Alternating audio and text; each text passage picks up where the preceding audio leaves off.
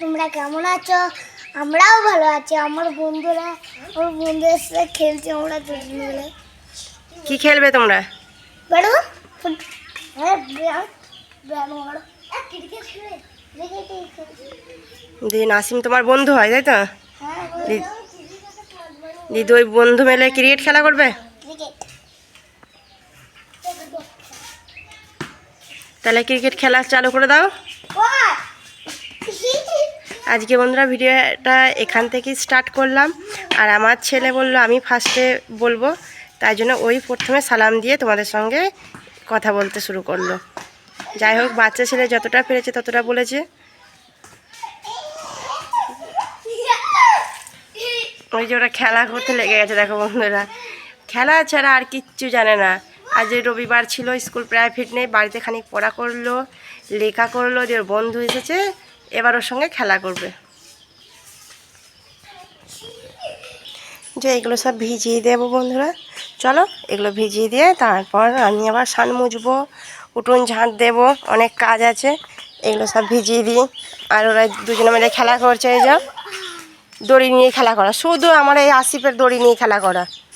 কোথায় লেগে টেকে যাবে, দড়ি আমি দেবো না কিন্তু, শোনা, তুমি যতই যা করবে করবে, দড়ি নিয়ে খেলতে দেবো না, বিপদ হতে বেশি দেরি নয়। হুম, এমনি খেলা করো, ব্যাট বল খেলা করো।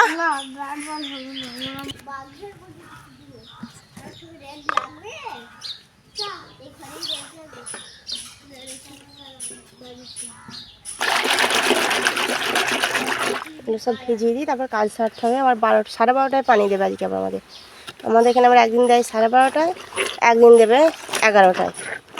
দু টাইমে পানি দেয়।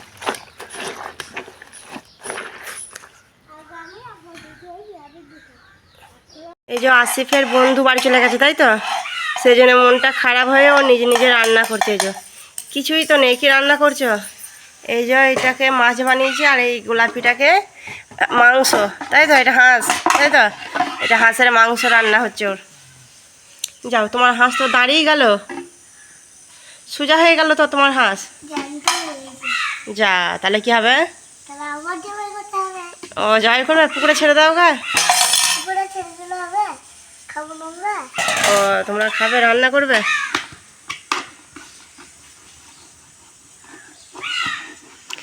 দেখো বন্ধু, হাঁসটাকে জবাই করছে, দিয়ে রান্না করো, তাই তো? তোমার বন্ধু বাড়ি চলে গেল কেন? একটু পর আসবে বললো না? তুমি খেলা করছিলে না, তাড়িয়ে দিয়েছ? তাহলে ওর মনটা খারাপ হয়ে গেছিল? তুমি খেলছিলে না বলে মনটা খারাপ হয়েছে? তাহলে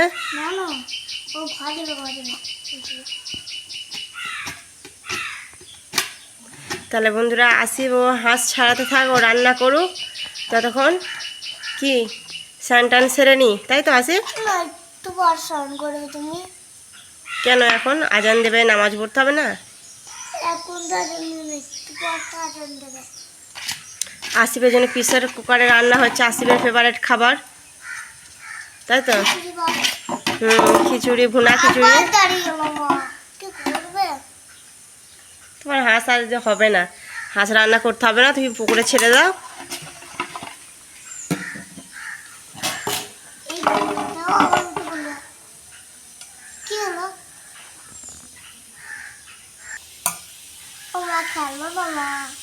না খেলবো না, না গো খেলবো না, রোজা রেখে ভালো লাগছে না। কি খেলবো বলো?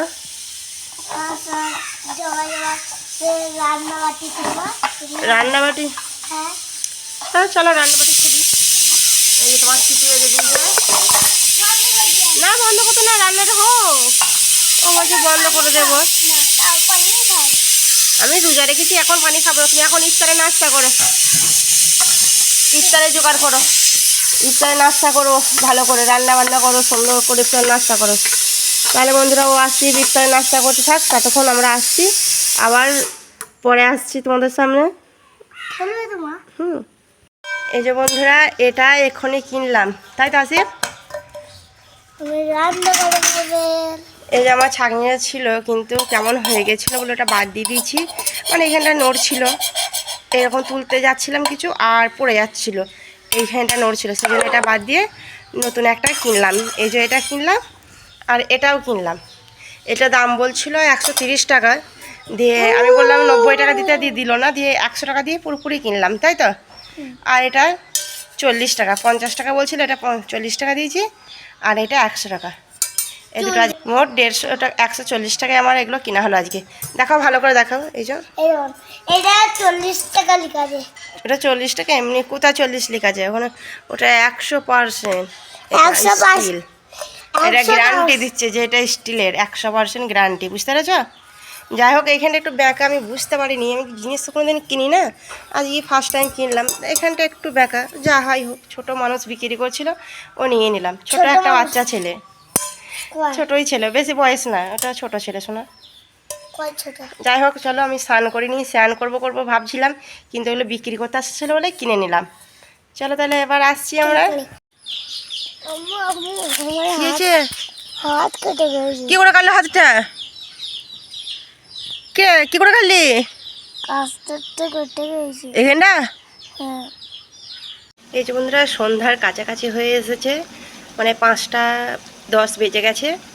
আর আমি এই যে আজকে সেরকম কিছু নাস্তা বানাইনি, কারণ প্রত্যেকটা দিন নাস্তা বানাচ্ছি থেকে যাচ্ছে, এবং কালকে যেটা বানিয়েছিলাম সুজিটা, ওটা অনেকগুলো বানানো হয়েছিল বলে অনেক খেতে পারা যায়নি, তাগুলো অনেক আছে, ওটাই আমরা খেয়ে নেব। আর এইটা হচ্ছে কাঁচা আলুর নাস্তা বন্ধুরা, কাঁচা আলুর নাস্তা এটা আজকে বানালাম, শুধু এটাই আজকে বানাবো। তাহলে চলো বানিয়ে নিই, তারপর তোমাদেরকে দেখাই।